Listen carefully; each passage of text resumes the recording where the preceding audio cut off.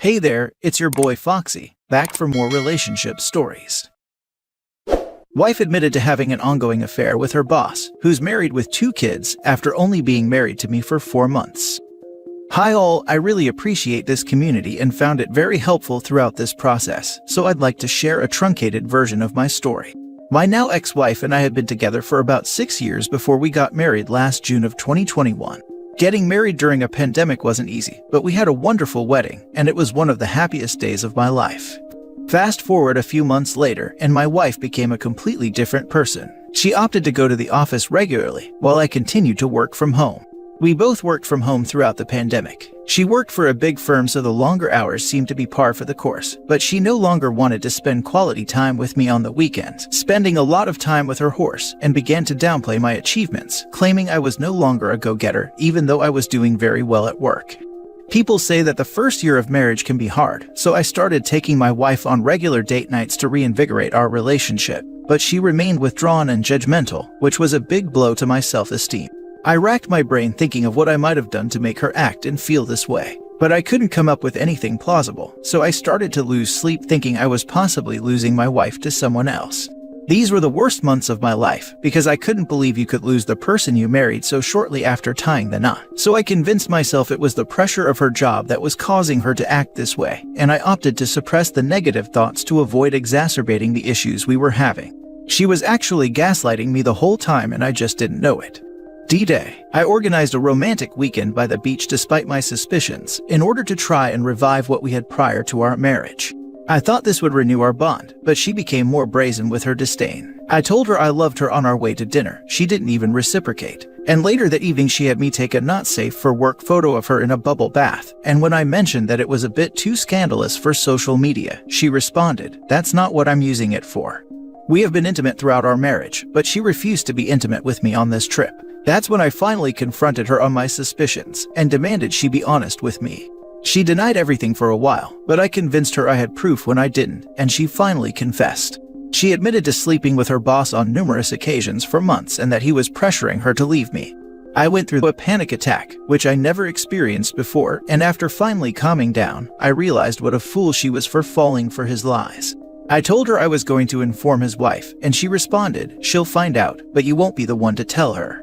That's when I knew my ex-wife had convinced herself she was going to run away with her boss. It was sick and a little evil, and I realized that my ex-wife was never who I married. The real her was this manipulative and vile stranger.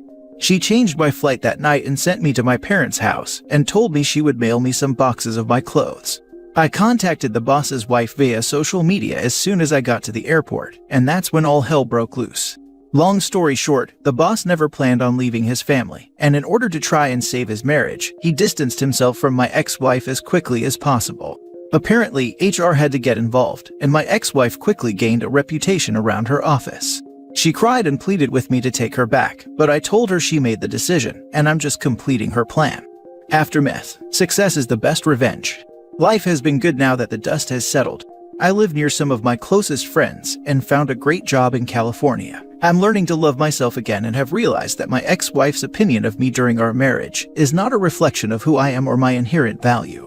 I'm truly happier without her, and while I occasionally feel disheartened by what transpired, I feel blessed that this truth came to light before we had kids. Now for the top comments. Wow, I can't believe she had you take a picture of her in the bathtub for her boss. These cheaters are seriously twisted in the head. Congrats on exiting that situation. I bet it excited her to know her husband was taking it for her affair partner. What a twisted individual. Hilarious how it backfired on her, with the boss pressuring her to leave OP, meanwhile he had no intention of leaving his wife for her. At least the affair partner was taking out the trash for OP. Yeah, they are. My soon-to-be ex-wife was planning on inviting her affair partner over with his girlfriend to our place for the Super Bowl. They both agreed that it would be amazing, and that it would be their little inside thing. The mindset of a cheater is truly evil and devious. 3.5 months into divorce. Come on. It will really be very helpful for some of us if you can share the process by which you were able to have seemingly been able to detach from your partner rather quickly and with minimal damage. Most of us here are still reeling even after a year. Thanks. It is not easy and the pain still lingers. But you have to focus on yourself and improving yourself in any way you can. Exercising, eating better, adventuring, spending more time with friends and family. It all helped me cope with the trauma. I even worked hard to refine my resume and reached out to connections to find new job opportunities. It's not that I disliked my previous job, but I wanted a complete reset. I focused a lot of my energy at my new job to cement myself within the organization and distract myself from the pain. I still have trouble sleeping some nights, but as I got healthier and happier, I exuded a confidence that attracted the people around me. The best thing you can do is show growth and maturation despite these embarrassing circumstances. Show others that your ex does not define you, and those around will start to admire you for a quality they never knew you had. Everything takes time, and I promise you it was not easy for me in the early stages. But use this opportunity to find yourself again and evolve. Whatever happened to the ex-wife? Did she lose her job? Did the boss lose his job? What happened to the boss? Is there any chance they will end up together? How did her family and friends react to the news of her infidelity? They're not ending up together. HR set forth rules that no longer allowed them to work on cases together to protect the firm from liability, but my ex-wife inevitably left and found a new job. I don't know how her family and friends reacted, since I don't know what kind of story she spun for them, but her father reached out to me via text with some very kind words. That was very big of him to do that, and I am very grateful for his kindness. OP, thanks for your comment on the process for recovery, which is right on. Success is the best revenge. My story is similar to yours, going back to the 80s, where we all worked together. My ex-wife also thought that her and affair partner would ride off into the sunset, but soon realized that he just wanted to hook up. I posted my story in hopes that some betrayed spouse may listen to an old man, and with the process you've mentioned and what I'm about to say, will get them on their way. Like you, for me it was about self-improvement and reshaping my life. I wanted my ex to be sorry of the choices that she made. To the betrayed, if you've had enough, reached your threshold for pain, and want to break away from a codependent relationship, as OP states, exercise, join a gym, and do physical activity. I played sports and took karate with my kids. Spend as much time with your kids, if you have them. This will help them get through what your partner has destroyed. Change your hair, get a new wardrobe which helps restore self-esteem and confidence. Be social and visit family and friends who are your support. Think about how to enhance or even change your career. I took night classes, where I met my wife of 36 years. At the same time, getting promotions on the same job, reaching a top position in management. She remained there, but a fair partner was fired. I sit back in retirement after a successful career, happily married to the love of my life, and enjoying our grown children, grandchildren, and great-grandchildren. Just a glimpse into a possible future for anyone who chooses themselves and their children. My oldest son gave a speech at a function describing me as accomplished and hero. My heart burst. Thank you for sharing this. That glimpse into the future certainly gives me confidence and puts me at ease. Also, love that you got the credit you deserve from your eldest son. Kids recognize the sacrifices in the long run. I still find it incredulous the twisted mindscape that cheaters create. They need to somehow invent justification for their choice to cheat, and voila, an entire fantasy landscape springs into existence full of running away. What the heck is this even? As if they are both just going to quit their jobs and potentially walk away from any children involved to move away and live happily ever after. And just being with each other in happiness and love without the outside world ever intruding on them. And just as inexplicably, they want to come home once the bubble pops and they are left with the consequences of their actions. Sadly and surprisingly, many betrayed spouses are willing to take back their betrayer because they still felt the love they had for that person, even though that person demonstrated unequivocally that they don't have the same feelings for you. What is it about our society that people feel entitled to lie and cheat and be just awful partners, but somehow still feel entitled to be in a relationship with the person they are betraying in such an awful manner? I told my ex-wife that if she felt any disdain for me to excuse her actions, so be it. But what did the boss's wife and kids ever do to her? She even had me meet the boss and his wife over lunch. It was an extremely selfish and stupid act on her part. To be honest, I may have worked on it if it was a one-time thing and she was truly remorseful.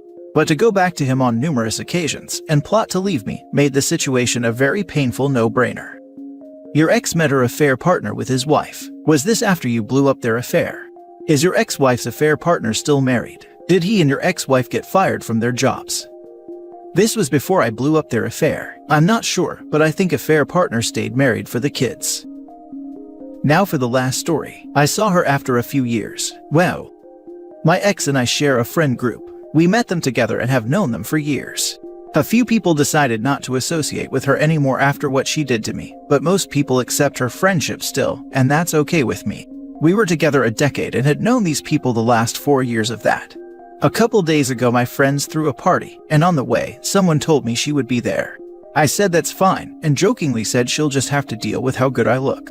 I always expect the likelihood of her being at a party with these friends, but it hasn't happened in 3 years.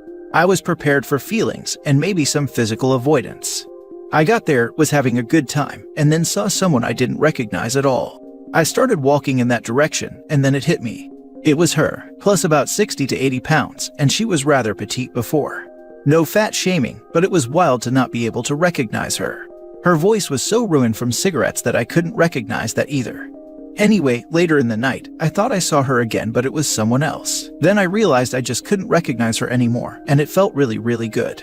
I do look freaking awesome right now too. I cut in my first six-pack a couple years back, and have put my health in a much higher priority than it used to be. I wonder if she had a hard time recognizing me. It also made me realize that the extra weight I had, about 80 to 90 pounds extra, was because I didn't care about myself when I was with her.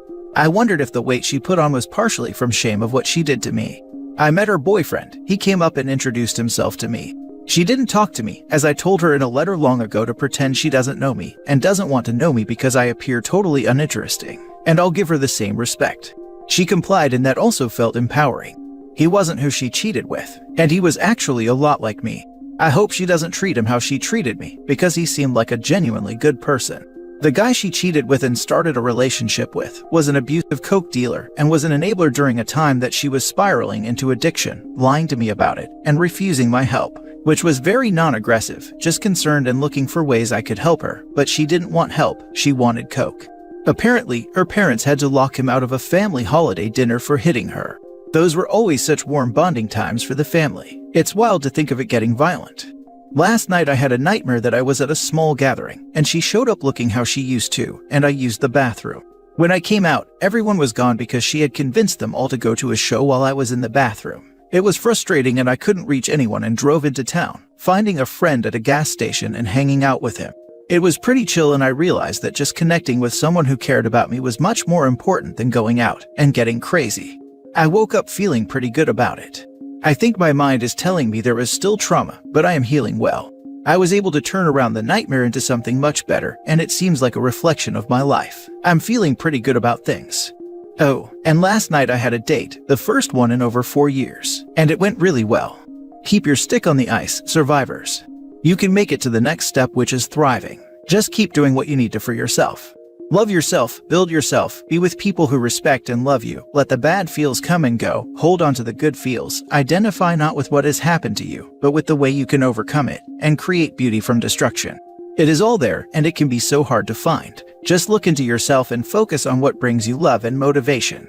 Sometimes it takes practice, patience, going through the motions even if you don't feel like it, and telling yourself positive things that don't feel true at times. Don't let it feel like a waste of time. Fight that feeling and say, no, F you, sad me. I'm going to force myself to have a good day.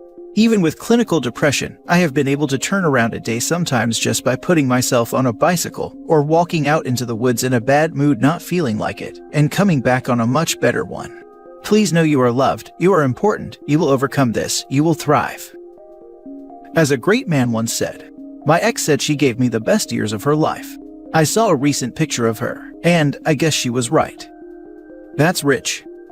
I really love what you wrote, and I'll probably be reading the last few paragraphs every day this week to try to pull myself out of the slump I've been in. I'm really happy for you, OP. You have worked really hard on yourself and have chosen some well-deserved happiness, and I can almost see you shining from where I am. I really appreciate it, glad my words can help.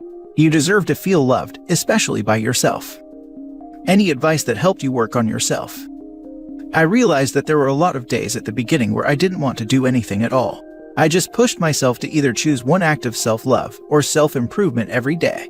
Self-love and self-improvement are pathways to each other. You love yourself, you'll want to improve. You improve, you'll appreciate yourself more. So, I would choose things like going out for a bike ride or learning a new hobby or skill, getting the nice steak at the market instead of the cheapest one, or enrolling in a course. I would take myself on a date. Like, think to myself, where would I go if I was trying to impress someone? And take myself there. It sometimes felt forced, but just going through the motions, it would help me start to feel it. I also dropped most carbs. They trigger your dopamine receptors and can worsen depression. It was tough at first, like getting through an addiction literally, but after a couple weeks, you don't even care about pasta or sugars or whatever.